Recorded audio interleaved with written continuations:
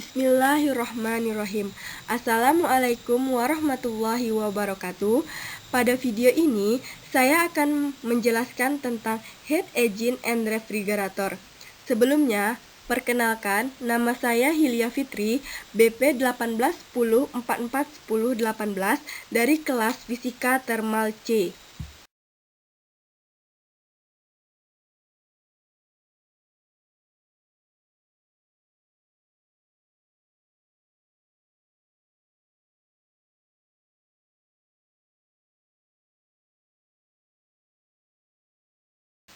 Yang pertama adalah mesin kalor atau heat engine. Mesin kalor adalah perangkat atau mesin yang dapat menyerap panas dan mengubah sebagian energi itu menjadi kerja. Contohnya adalah turbin uap yang digunakan untuk menghasilkan listrik di sebagian besar pembangkit listrik saat ini.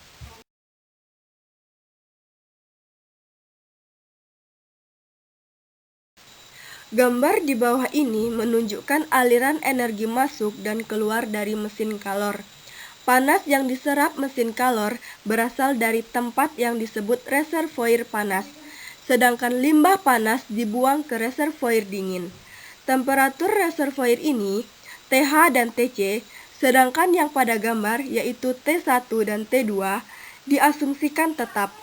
Simbol KH menggambarkan panas yang diserap dari reservoir panas dalam beberapa periode waktu tertentu, dan KE untuk panas yang dikeluarkan ke reservoir dingin.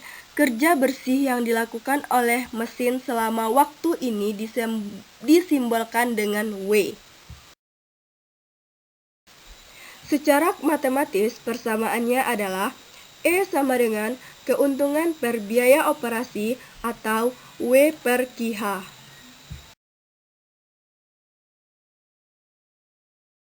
Seperti yang kita ketahui, di mana hukum pertama termodinamika berbunyi bahwa energi dikekalkan, karena keadaan mesin harus tidak berubah di akhir siklus.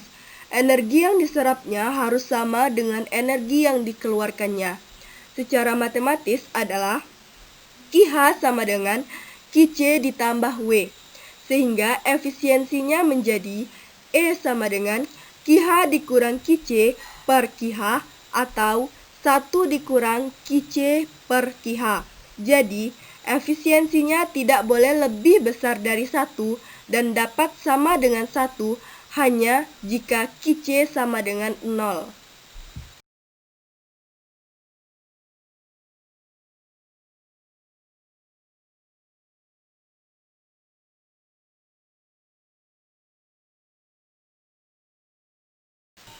Untuk melangkah lebih jauh, gunakan hukum kedua termodinamika yang berbunyi total entropi mesin ditambah lingkungan dapat meningkat tetapi tidak menurun, karena status mesin tidak harus berubah di akhir siklus.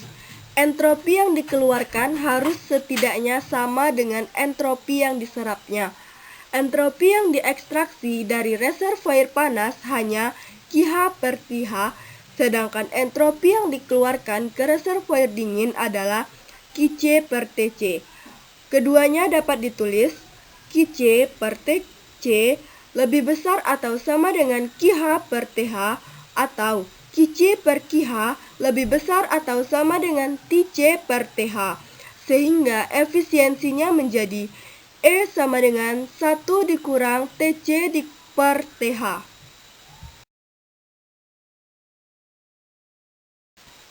Secara umum, untuk efisiensi maksimum terbesar terjadi apabila reservoir dingin menjadi sangat dingin, atau reservoir panas menjadi sangat panas, atau keduanya.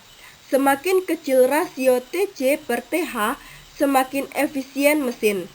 Untuk mesin yang kurang efisien menghasilkan entropi tambahan selama pengoperasian dan membuang panas lebih banyak ke reservoir dingin, serta lebih sedikit energi untuk diubah menjadi kerja.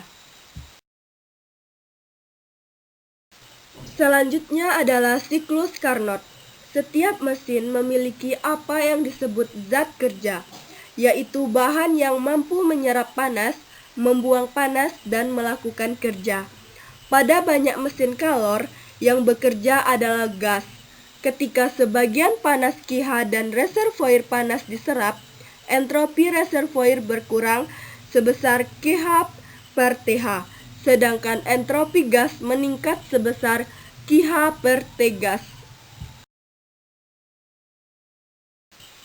Untuk menghindari membuat entropi baru, T gas harus sedikit lebih kecil dari TH, dan pertahankan gas pada suhu ini dengan membiarkannya mengembang secara isotermal, karena ia menyerap panas. Selama porsi siklus ketika gas membuang kalor ke reservoir dingin, suhunya harus dibuat lebih besar dari TE untuk menghindari terciptanya entropi baru. Dan saat kalor meninggalkan gas, gas harus dikompres secara isotermal agar tetap pada suhu ini. Berikut adalah keseluruhan dari siklus Carnot terdiri dari 4 langkah yang akan dijelaskan selanjutnya.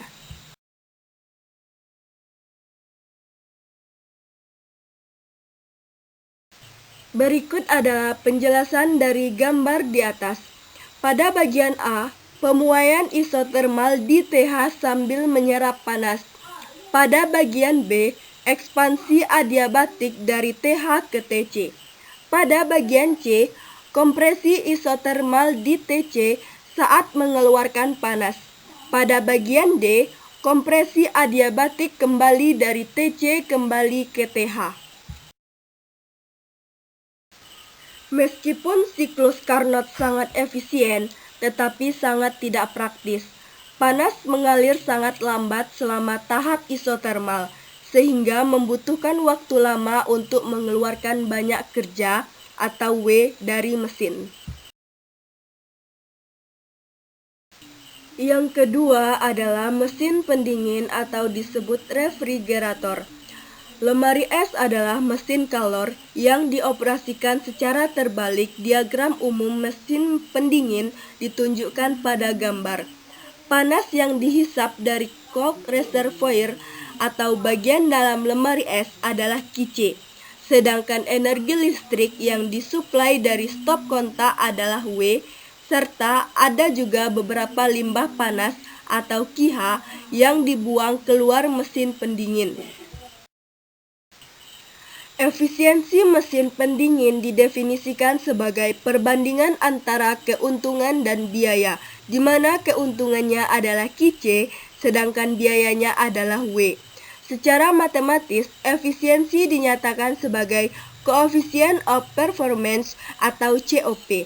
COP sama dengan Qc per W.